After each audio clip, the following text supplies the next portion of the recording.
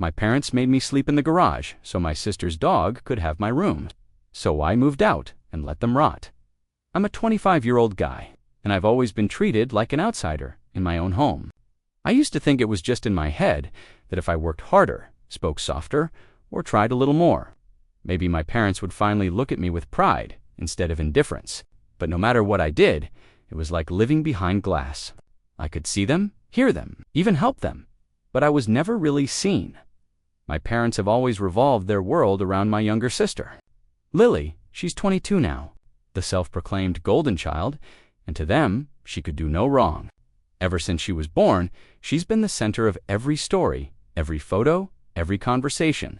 When she got a participation ribbon in kindergarten, Mom cried like she'd won the Nobel Prize. When I got a job at 17 to help pay bills, they didn't even mention it at dinner. I work full-time now, long hours, early mornings, the kind of grind that leaves you running on caffeine and quiet frustration. I help with groceries, utilities, even chipped in for their property tax once. Meanwhile, Lily still lives at home, waking up at noon to post filtered selfies, calling herself an influencer. She hasn't had a steady job in years, but my parents treat her like she's some sort of prodigy. Don't pressure your sister, Mom always says. She's creative.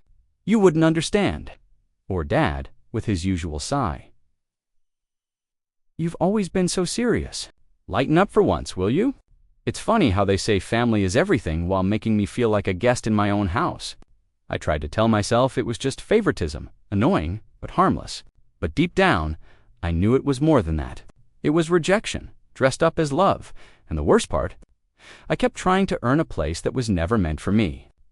I thought being the responsible one would earn me respect, but in my family, decency only made you invisible. It started the day Lily brought home a tiny white Pomeranian she named Chanel. She strutted into the living room like she was presenting royalty. The dog wore a pink bow, a rhinestone collar, and cost more than 3 months of my rent. Mom gasped like she'd just seen her first grandchild. "Oh, she's perfect," she squealed, scooping the trembling fluff ball out of Lily's arms.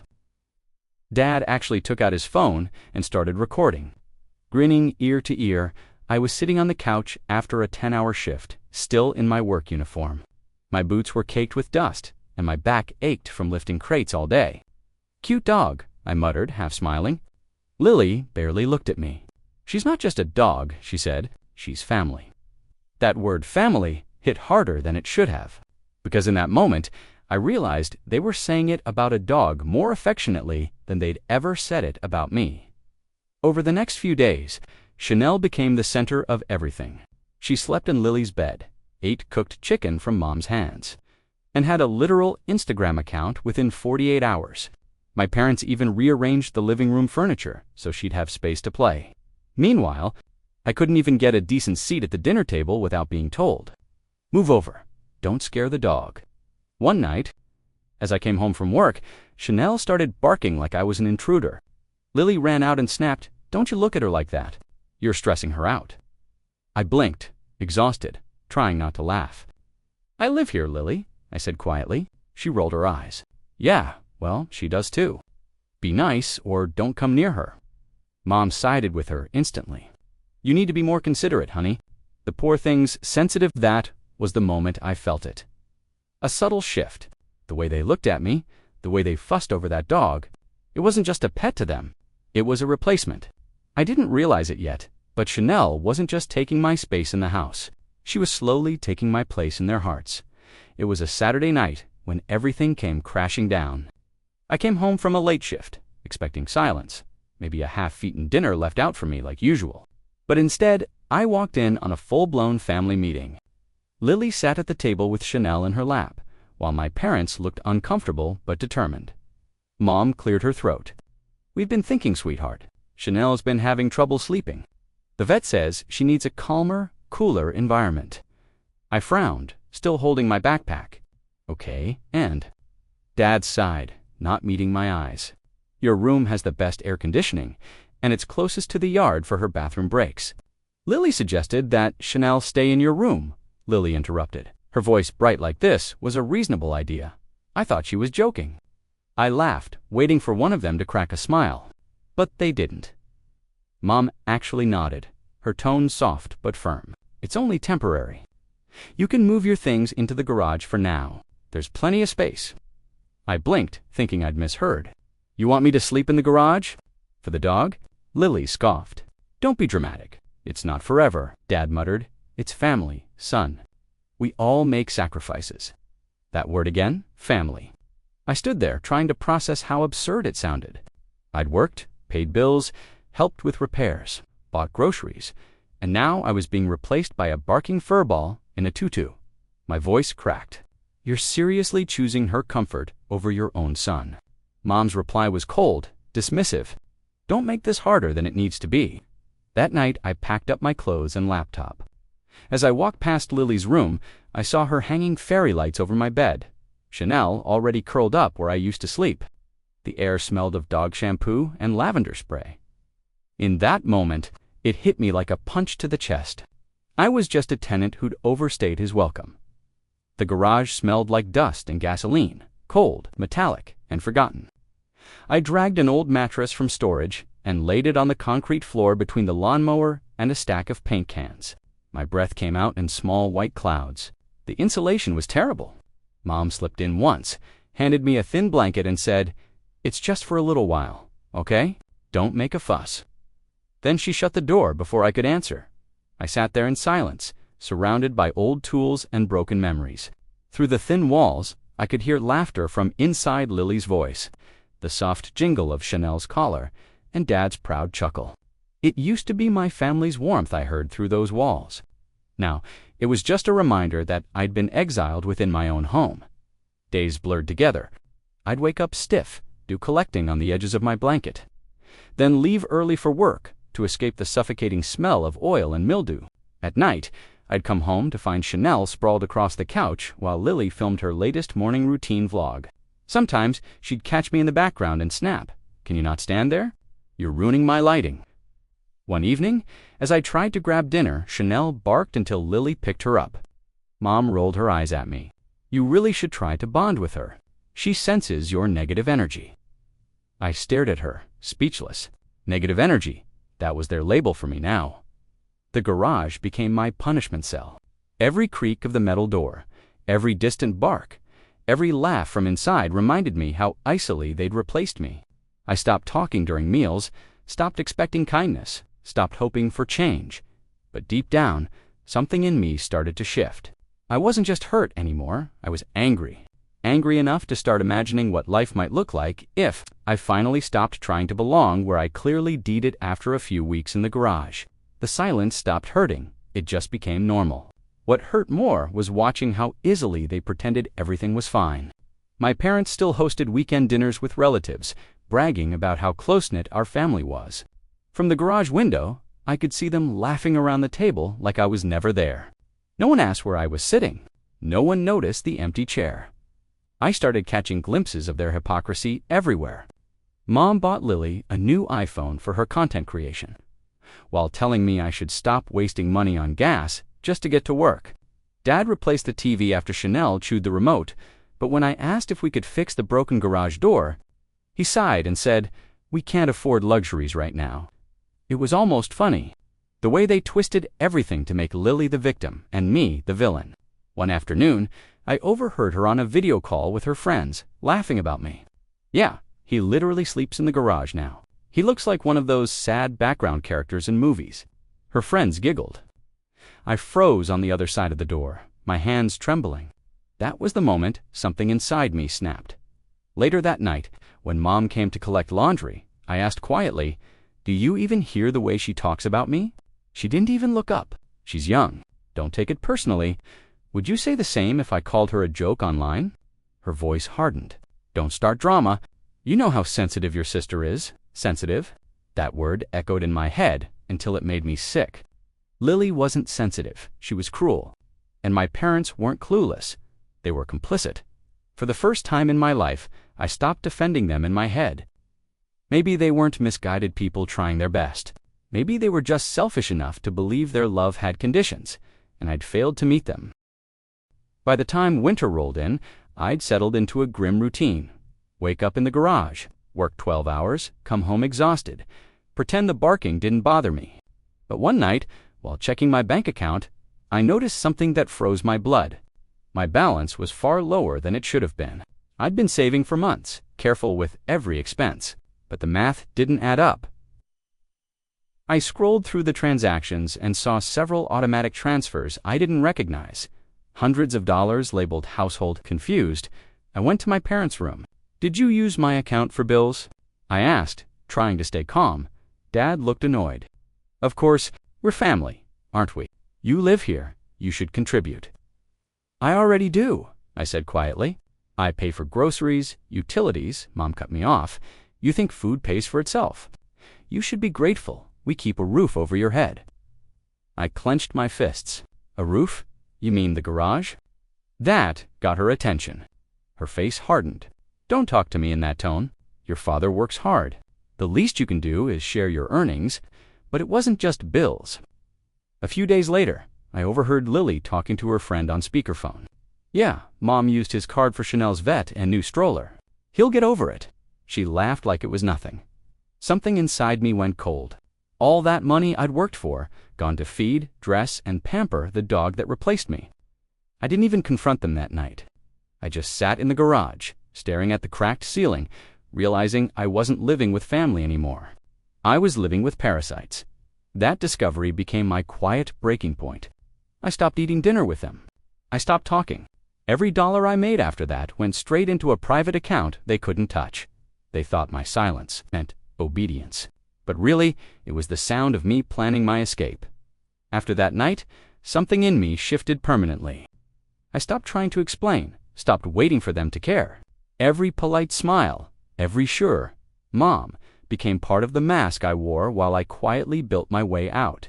My plan was simple: save enough money, find a cheap apartment, and vanish before they realized I was gone. I started staying later at work, picking up extra shifts under the excuse of helping with bills. Really, I was just avoiding home. I'd sit in my car after clocking out, scrolling through rental listings, marking places that felt miles away from the life I'd been trapped in. My friend Sam, a coworker who knew bits of my story, noticed my exhaustion. "You can crash on my couch if things get bad," he said one night. I nodded, pretending I didn't need it, but deep down, I knew that offer might be my way out. At home, Lily's arrogance grew louder. She'd walk past the garage, saying things like, "Careful, Chanel doesn't like the smell of engine oil." Mom laughed. Dad just shook his head like I was the one causing tension. I learned to stay quiet. I was done giving them reactions to feed off. I packed slowly, one small box at a time. Old photos, clothes, my laptop, the only things that were truly mine. I even made sure to copy my pay stubs and documents they might accidentally lose. Each night, as I zipped my bag, I whispered to myself, "Soon." They thought I'd accepted my place beneath them. But really, I was already gone in my mind. Every insult, every ignored plea, every cold dinner, they were just fuel now. The night I'd leave wasn't far. I could feel it. And when that day came, I wouldn't slam doors or shout. I'd leave silently, just like the invisible son they'd spent years pretending. I was dotted. It happened on one of those nights when the air feels heavy enough to predict a storm. I'd come home late from work, drenched from the rain, clutching a fast food bag for dinner. When I stepped into the garage, my mattress was gone. The floor was bare. And the faint smell of wet fur told me everything I needed to know. I walked into the house, dripping water across the tiles. Lily was on the couch, scrolling her phone, while Chanel slept under my blanket curled up beside a heater. Mom looked up from her tea.com as ever. "Oh, you're back. We moved your stuff to the shed." The dog was shivering, poor thing. I blinked at her. "You put my bed in the shed?" Dad frowned like I was the problem. "Don't raise your voice. It's temporary. You've got that attitude again?" I laughed, the sound sharp and hollow. "Attitude? You've got me sleeping next to a lawnmower, now the shed, and I'm the one with an attitude." Lily rolled her eyes. "You're so dramatic." "It's not that serious." Something inside me cracked. All the swallowed words, the fake smiles, the silent obedience, it all boiled over. "You know what? You're right.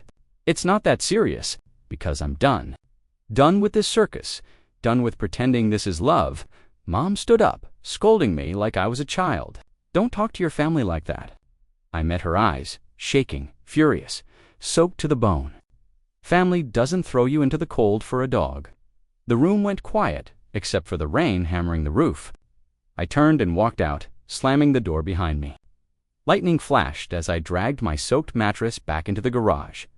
I sat there in the dark, staring at the ceiling while the storm raged outside.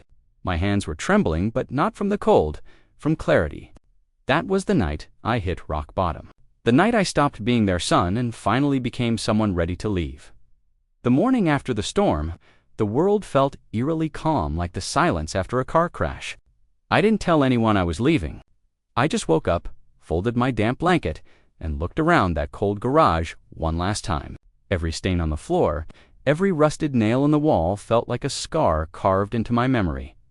I packed what little I owned into a single duffel bag: clothes, my laptop, a few photos that hadn't been stolen by Lily for scrapbooking.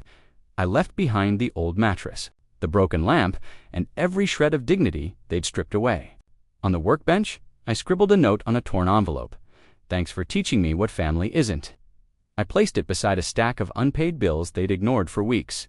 When I stepped out, the morning sun hit my face like freedom. My friend Sam was waiting in his beat-up Honda at the end of the driveway. "You sure about this?" he asked, eyes full of concern. I nodded. "Yeah, I was gone long before today." We drove off without looking back. For the first time in years, the air didn't feel heavy.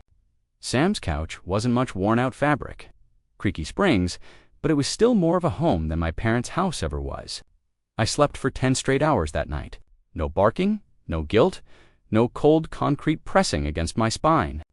Just peace. Days turned into weeks. I found a small apartment not far from work. Cheap, but clean. I cooked my own meals, decorated my walls, and paid bills with money that no one could steal. For once, I wasn't invisible. I was alive then. One afternoon, my phone buzzed with a message from Mom. "We need your help with bills. Call us." I stared at the screen for a long time. The irony almost made me laugh. I didn't respond to her message right away. Part of me wanted to delete it, but curiosity got the better of me. A few days later, I heard from a mutual relative, my aunt, who wasted no time spilling everything. "Your parents' house is falling apart," she said over the phone. "That little dog of Lily's. It destroyed half the place. Apparently, Chanel had chewed through the furniture, ripped up carpets, and even scratched the doors so badly they had to be replaced. The final straw came when she bit the neighbor's kid, and the family threatened legal action. Lily tried to downplay it online, but when the story spread through her follower base, the comments turned vicious. "So much for being a responsible pet mom," one said. Her sponsors dropped her within days. Mom and Dad's golden facade cracked fast. Without my income, bills piled up. The air conditioning broke, the same one they'd sacrificed me for. Lily refused to get a real job, and Chanel's vet bills kept coming. "We're drowning," Aunt whispered. "Your mom's been crying every night." I sat there, listening, feeling an unexpected mix of satisfaction and sadness. I didn't want to enjoy their misery, but there was something poetic about it. The same people who threw me out for a dog were now begging for help because of it. That night, Mom sent another text. "Please, son, we know we made mistakes. Can we talk?" Then Lily followed with one of her own. "You don't have to be petty. We're family." Family. That word again, but now it just felt hollow, a sound they used when they needed something. I didn't reply. I just stared at the messages until they blurred, thinking about how karma doesn't always come loud or fast. Sometimes it comes quietly, with claws and teeth, and this time it came wearing a pink bow. A week later, I got another text from Mom, longer this time, guilt-ridden and desperate. "Please, we can't keep up with the mortgage. Just meet us, one time. Talk to your father. He's not well." Against my better judgment, I agreed. Not out of pity, but because I needed closure. I needed to look them in the eyes and let them feel the distance they'd created. We met at a quiet diner on the edge of town, the same kind of place Dad used to take us for Sunday breakfasts, back when I still believed we were normal. They were already there when I arrived. Mom looked smaller somehow, her once perfect hair, messy eyes, tired. Dad had lost weight, his usual confidence replaced with something like shame. "Son," he said, "it's good to see you." I sat down. "You too." My voice was calm, almost detached. Mom reached across the table. We miss you. Things have been hard. We just need a little help, until I cut her off. Help you mean money. They both froze. I leaned forward. You stole from me. You humiliated me. You made me sleep in a garage for a dog, and now you want my help? Dad sighed, rubbing his temples. We were under stress. You overreacted. I laughed, a bitter, quiet sound. No, Dad, I finally reacted. Lily walked in halfway through, late as always, holding Chanel's leash like a prop. Oh, great, she muttered, rolling her eyes. Is this a pity reunion? People started to glance over from nearby tables. I looked at her and said evenly, No, Lily, this is the day I stop pretending you're worth forgiving. Her face went red. You think you're better than us? I stood up, sliding a few dollars on the table for my coffee. No, I said, just free. As I walked out, I heard Mom call my name, but I didn't turn back. For the first time in my life, their voices didn't make me flinch. They made me feel powerful.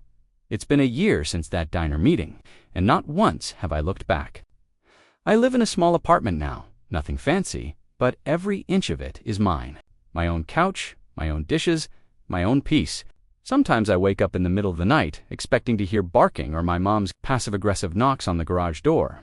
But all I hear now is silence, the kind that feels like healing. I blocked their numbers months ago. The last message I got was from Lily. You'll regret cutting off your family when we're gone. I didn't reply, but I remember whispering to myself, You're already gone. I stopped checking their socials too, but people still update me. The house was eventually sold after they fell behind on payments. Chanel ended up with one of Lily's ex-friends, the same one who leaked her perfect life drama online. The golden image shattered, just like everything else they built on lies. Sometimes, when I drive past my old street, I slow down near that house. The curtains are different now, the yard but I can still picture the garage, the cold concrete, the version of me that thought family meant unconditional love. That version died there. The person who left that driveway learned something deeper. That peace doesn't come from being accepted. It comes from walking away when you finally know your worth. People ask me if I ever plan to forgive them. The truth is, forgiveness isn't the goal. Freedom is. I don't need apologies that only come from desperation. I don't need to fix people who broke me on purpose. They made me sleep in the dark so their precious pet could have comfort. But in doing that, they unknowingly taught me the greatest lesson of my life, that I was never meant to live in their house. I was meant to outgrow it. And now that I have, freedom tastes better than forgiveness ever could.